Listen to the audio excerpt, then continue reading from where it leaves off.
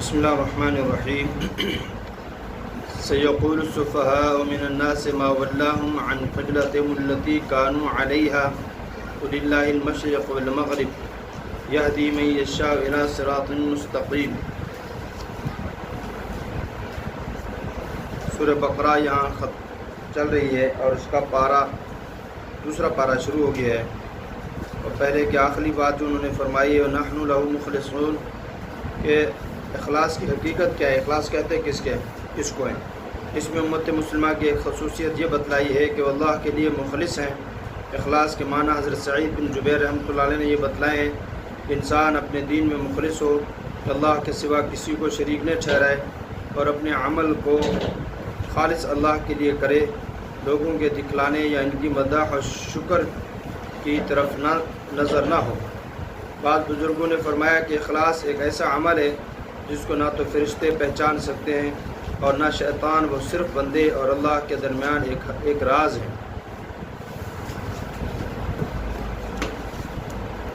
جی فرمایا اب کہیں گے بے وقوف لوگ، سیقول السفہاء من الناس، لوگوں میں سے بعض بے وقوف لوگ کہیں گے، کیا کہیں گے؟ کس چیز نے پھیر دیا مسلمانوں کو ان کے قبلہ سے جن پر وہ پہلے تھے؟ ما ولاہم، کس نے پھیر دیا، کس چیز نے پھیر دیا اور اس قبلہ سے جس قبلہ پر وہ پہلے تھے؟ کانوا علیہا، آپ کہہ دیں وَلِلَّهِ الْمَشْرِقُ وَالْمَغْرِبُ، آپ ان سے فرما دیں کہ مشرق اور مغرب صرف اللہ کی ہے۔ جس طرف پہلے تم متوجہ ہوا کرتے تھے، کس بات نے دوسری سمت دنیا میں بدل دیا؟ جب پہلے بیت المقدس کی طرف منہ کر کے نماز پڑھا کرتے تھے اور اللہ تعالیٰ نے بیت اللہ کی طرف پھرنے کا حکم دیا، وَوَلِّ وَجْهَكَ شَطْرَ الْمَسْجِدِ الْحَرَامِ، اس آیت میں مخالفین کے اعتراض کا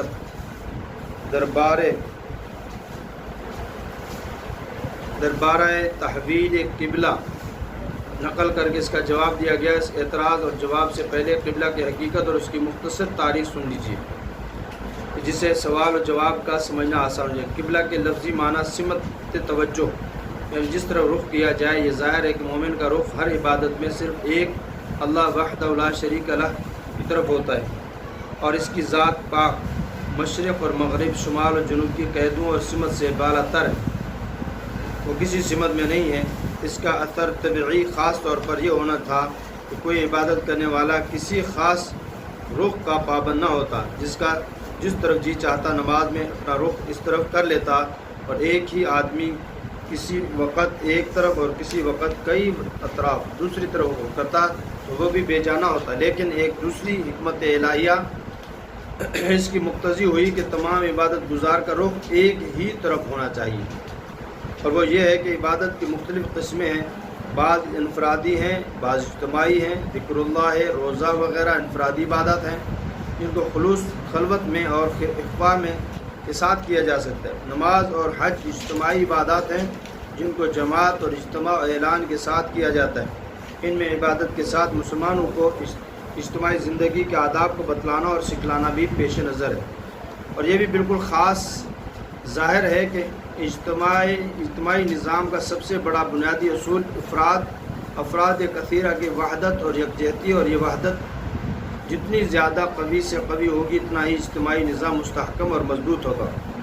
انفرادیت اور تشدد کہتے ہیں بکھرنا، اجتماعی نظام کے لیے سمیہ قاتل ہے، یعنی زہر قاتل ہے۔ پھر نقطہ وحدت متعین کرنے میں ہر قرن، ہر زمانہ کے لوگوں کی مختلف راہیں رہی ہیں۔ کسی قوم نے نسل اور نسب کو نقطہ وحدت قرار دیا، کسی نے وطن اور جغرافیہ خصوصیات کو، کسی نے رنگ اور زبان کو، لیکن دین الہی اور شرائع انبیاء علیہ السلام نے ان غیر اختیاری چیزوں کو نقطہ وحدت بنانے کے قابل نہیں سمجھا۔ بہرحال پھر اللہ تعالیٰ نے ان سب کو ایک جگہ جمع کرنے کے لیے بیت اللہ کی طرف حکم دیا ہے۔ دین اسلام نے جو در حقیقت انبیاء علیہ السلام کا دین ہے، وحدت کا اصل نقطہ فکر اور خیال اور عقیدہ کی وحدت کو قرار دیا۔ تو یہ ساری چیز جو ہے بیت اللہ کی طرف انہوں نے، اللہ تعالیٰ نے اس کو جو ہے وہ کیا ہے تاکہ ایک طرف کو ہو جائیں، لمبا ایک اور ایک جگہ ان اول بیت وضع للناس للذی ببکۃ مبارک وہدی للعالمین، سب سے پہلا گھر جو لوگوں کے لیے بنایا گیا وہ گھر ہے جو مکہ میں ہے، جو مکہ میں ہے، برکت والا ہے اور ہدایت والا ہے، جہاں سارے جہان والوں کے لیے۔ جی تو فرمایا یہدی من یشاء الی صراط مستقیم، پہلے کا اللہ کہہ دیں گے اللہ ہی کے لیے مشرق اور مغرب، اللہ جس کو چاہتا ہے سیدھے راستے کی طرف ہدایت دیتا ہے۔ جی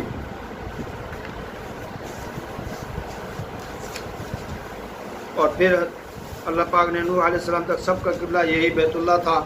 پھر طوفان نوح علیہ السلام کے وقت پوری دنیا غرق ہو کر تباہ ہو گئی، بیت اللہ کی عمارت بھی منہدم ہو گئی۔ ان کے بعد حضرت خلیل اللہ اور اسماعیل علیہ السلام نے دوبارہ بحکم خداوندی بیت اللہ کی تعمیر کی، اور یہی ان کا اور ان کی امت کا قبلہ رہا۔ اور پھر اور بیت المقدس کو قبلہ قرار دیا گیا۔ اس کے بعد انبیاء بنی اسرائیل کے لیے بیت المقدس کو قبلہ قرار دیا گیا۔ بقول ابو العالیہ، انبیاء سابقین جو بیت المقدس میں نماز پڑھتے تھے وہ بھی عمل ایسا کرتے تھے کہ صخرہ بیت المقدس بھی سامنے رہے اور بیت اللہ بھی۔ حضرت خاتم الانبیاء علیہ السلام پر جب نماز فرض کی گئی تو بقول بعض علماء ابتداءً آپ کا قبلہ آپ کے جد امجد حضرت ابراہیم علیہ السلام کا قبلہ یعنی خانہ کعبہ ہی کرا دیا۔ مکہ مکرمہ سے ہجرت کرنے اور مدینہ طیبہ میں قیام کرنے کے بعد اور بعض روایت کے اعتبار سے ہجرت مدینہ سے کچھ پہلے آپ علیہ السلام کو اللہ کی طرف سے یہ حکم ہوا کہ آپ بیت المقدس کو اپنا قبلہ بنائیے۔ صحیح بخاری کی روایت کے مطابق حضرت صلی اللہ علیہ وسلم نے 16-17 مہینے بیت المقدس کی طرف نماز ادا فرمائی۔ مسجد نبوی میں آج تک اس کی علامت موجود ہے جہاں کھڑے ہو کر آپ علیہ السلام نے بیت المقدس کی طرف نمازیں ادا فرمائی۔ حکم خداوندی کی تعمیل کے لیے تو سید الرسول سرتا پا اطاعت تھے اور حکم خداوندی کے مطابق نمازیں بیت المقدس کی طرف ادا فرما رہے تھے، لیکن آپ علیہ السلام کی طبعی رغبت اور دلی خواہش یہ تھی کہ آپ علیہ السلام قبلہ پھر وہی آدم علیہ السلام اور ابراہیم علیہ السلام کا قبلہ قرار دیا جائے۔ اور چونکہ عادت اللہ یہی ہے تو اپنے مقبول بندوں کی مراد اور خواہش اور رغبت کو پورا فرماتے ہیں۔ تو چنا خواہی خدا خواہد چنی می دہد یزداں مراد متقین، یعنی جو تو چاہتا ہے وہی خدا تیرے لیے چاہے گا، اسی طرح چاہے گا۔ اور اللہ تعالیٰ جو ہے اپنے بندوں کو متقی لوگوں کو وہ چیزیں دے دیتا ہے۔ حضرت صلی اللہ علیہ وسلم کو بھی یہ امید تھی کہ آپ علیہ السلام کی تمنا پوری کی جائے گی، اس لیے انتظار وحی میں آپ بار بار آسمان کی طرف نظریں اٹھا کر دیکھتے۔ اس کا بیان قرآن کی اس آیت میں ہے۔ قد نرى تقلب وجهك في السماء فلنولينك قبلة ترضاها فول وجهك شطر المسجد الحرام، ہم دیکھ رہے ہیں آپ کا بار بار آسمان کی طرف نظر اٹھانا، سو آپ کا قبلہ وہی بدل دیں گے جو آپ کو پسند ہے، اس لیے آئندہ آپ نمازیں اپنا رخ مسجد حرام کی طرف کیا کریں۔ یہ آپ کو حکم ملا، اور مسجد قبلہ تین بھی موجود ہے، وہاں جو ہے لوگ نماز پڑھ رہے تھے اور یہاں قبلہ بدل چکا تھا۔ اب کہتے ہیں کچھ لوگ حضور اکرم صلی اللہ علیہ وسلم کے پیچھے نماز پڑھ کے تشریف گزر رہے تھے تو انہوں نے دیکھا کہ وہ تو نماز وہی بیت المقدس کی طرف نماز منہ کر کے پڑھ رہے ہیں، تو پھر انہوں نے کہا کہ آپ ادھر نماز منہ کر کے پڑھ رہے ہیں، قبلہ تو بدل چکا ہے۔ تو وہیں سے کہتے انہوں نے رخ بعض نے بدل لیا، بعض نے وہیں اسی طرف منہ رکھا قبلہ کی طرف، بیت المقدس کی طرف۔ تو وہ جو قبلہ بدل اس کو کیا کہتے ہیں؟ قبلہ تین والی مسجد، یعنی دونوں قبلے اب ان کو شمار ہوتے ہیں، دونوں بنے ہوئے ہیں، ایک اصل قبلہ وہی ہے جو اللہ پاک نے بعد میں بدل دیا ہے۔ وَكَذَلِكَ جَعَلْنَاكُمْ أُمَّةً وَسَطًا لِتَكُونُوا شُهَدَاءَ عَلَى النَّاسِ وَيَكُونَ الرَّسُولُ عَلَيْكُمْ شَهِيدًا، اور اسی طرح کیا ہم نے تم کو امت معتدل، وسطا معتدل، افراط و تفریط سے پاک، صاف، محفوظ، افراط و تفریط سے محفوظ، لِتَكُونُوا شُهَدَاءَ عَلَى النَّاسِ، تاکہ آپ ہوں لوگوں پر گواہ اور رسول آپ لوگوں پر گواہ ہوں۔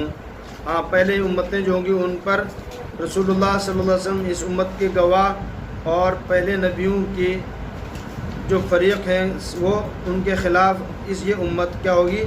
گواہ بنے گی۔ تو کیا فرمایا دنیا میں شرف اور امتیاز حاصل ہونے کے علاوہ آخرت میں بھی تمہارا بڑا شرف ظاہر ہو کہ تم ایک بڑے مقدمہ میں جس میں ایک فریق حضرات انبیاء علیہ السلام ہوں گے اور فریق ثانی ان کی مخالف قومیں ہوں گی، لوگوں کو مقابلے میں گواہ تجویز ہو اور اس شہادت سے تمہاری شہادت معتبر ہونے کی تصدیق ہو، پھر تمہاری شہادت سے اس مقدمہ کا حضرات انبیاء علیہ السلام کے حق میں فیصلہ ہو اور مخالفین مجرم قرار پا کر سزا یاب ہوں، اور اس امر کا اعلیٰ درجہ کی عزت ہونا ظاہر ہے۔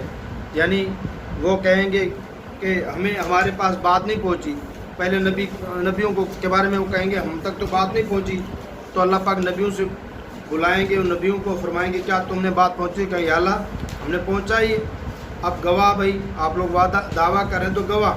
وہ کہیں گے یہ امت ہے حضور اکرم صلی اللہ علیہ وسلم کی امت، جب یہ گواہی دیں وہ کہیں گے یا اللہ یہ تو اس وقت تھے نہیں، تو وہ کہیں گے ہاں آپ نے حضرت محمد صلی اللہ علیہ وسلم کو اتارا اور آپ نے بھیجا اور قرآن پاک اتارا، قرآن میں سارا کچھ محفوظ ہے، اور اس لیے اس میں لکھا ہوا ہے کہ انبیاء علیہ السلام گئے اور دین کی بات ان تک پہنچائی، آپ کے احکام پہنچائے، انہوں نے نہیں مانا، تو وہاں جو وہ امتیں مکر جائیں گی اور ان کو جھٹلا کر یہ کہیں گی کہ ہمارے پاس نہ کوئی کتاب آئی، نہ کسی نبی نے ہمیں کوئی ہدایت کی، اس وقت امت محمدیہ انبیاء علیہ السلام کی طرف سے گواہی دیں گی۔ یہ شرف اس امت کو حاصل ہے، اس سے بڑا شرف ہو نہیں سکتا کہ انبیاء علیہ السلام کے لیے اللہ تعالیٰ اس امت کو گواہ بنائے۔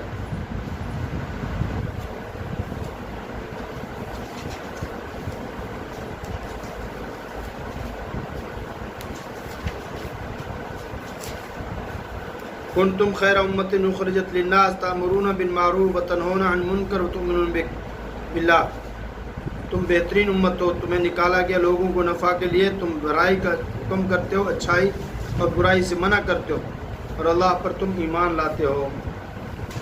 جی وما جعلنا القبلة التي كنت عليها إلا لنعلم من يتبع رسول ممن ينقلب على عقبيه وإن كانت لكبيرة إلا على الذين هدى الله وما كان الله ليضيع إيمانكم إن الله بالناس لرؤوف رحيم۔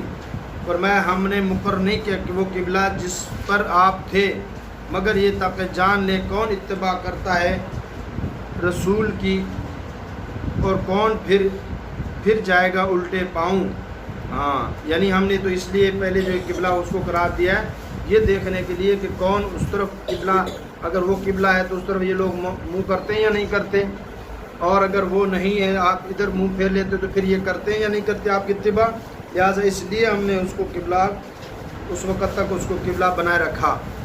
اور وَإِن كَانَ لَكَبِيرَةٌ إِلَّا عَلَى الَّذِينَ هَدَى اللَّهُ، فرمایا یہ بھاری نہیں ہے، یہ بات بھاری نہیں مگر ان لوگوں پر جو ہدایت، جن کو اللہ ہدایت دے، جن کو اللہ ہدایت دے۔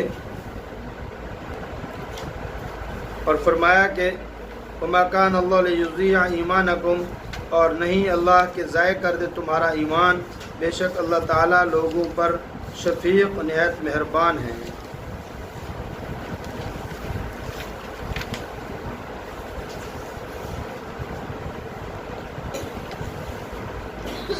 اس میں صحابہ اور تابعین کے اختلاف ہے کہ ہجرت سے یعنی کعبہ کے قبلہ نماز ہونے کی ابتدا کب ہوئی۔ صحابہ اور تابعین کا اختلاف ہے کہ ہجرت سے پہلے مکہ مکرمہ میں جب نماز فرض ہوئی اس وقت قبلہ بیت اللہ تھا یا بیت المقدس۔ حضرت عبداللہ بن عباس رضی اللہ عنہ کا قول یہ ہے کہ اول ہی سے قبلہ بیت المقدس تھا، ہجرت کے بعد بھی 16-17 مہینہ تک باقی رہا، اس کے بعد بیت اللہ کو قبلہ بنانے کے احکام نازل ہو گئے۔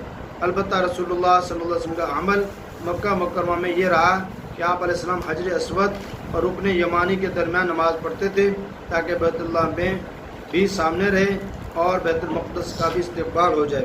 مدینہ منورہ پہنچنے کے بعد یہ ممکن نہ رہا، اس لیے تحویل قبلہ کا اشتیاق پیدا ہوا۔